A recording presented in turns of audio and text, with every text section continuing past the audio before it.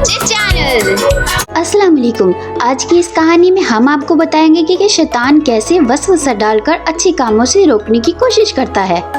एक छोटा सा गांव था जहां बासित नाम का एक शरीफ और ईमानदार लड़का रहता था। उसके घर में हमेशा एक बात समझाई जाती थी, बेटा नमाज कभी मत छोड़ना, ये तुम्हारी हिफाजत करेगी। मगर जैसे जैसे बासित बड़ा हो रहा था, शैतान के वसवसे बढ़ते जा रहे थे। एक शाम बासित मस्जिद जा रहा था जब उसके दिल में आवाज आई, पहले मोबाइल चेक कर लो, मस्जिद बाद में चले जाना। बासित रुक गया। ये शैतान का पहला जाल था, देर करवाना। उसी वक्त एक रोशनी चमकी और एक नेक मुसलमान जिन जाहिर हुआ। जिन ने कहा, बासित मैं तुम्हारा दोस्त हूँ, मुझे पसंद था कि तुम वक्त पर नमाज के लिए मस्जिद आते हो, इसलिए मैं तुम्हें शैतान के वसवसे से बचाना चाहता हूँ। जिन ने समझाया, जब भी शैतानी वसवसा आए तो आऊज़ु बिल्लाहि मिनश शैतानिर रजीम पढ़ो। बासित ने मुसलमान जिन का शुक्रिया अदा किया और फौरन मस्जिद का रुख कर लिया।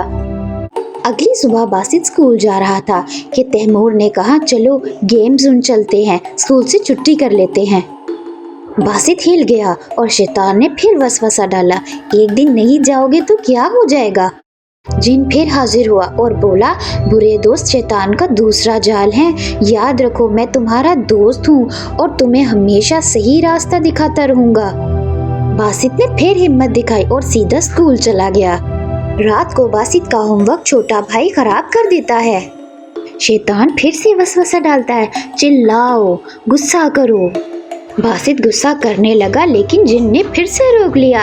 गुस्सा शैतान की आग है, सब्र ईमानदारों की पहचान है।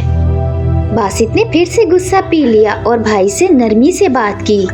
दिन गुजरते गए और शैतान नए नए जाल बिछाता रहा।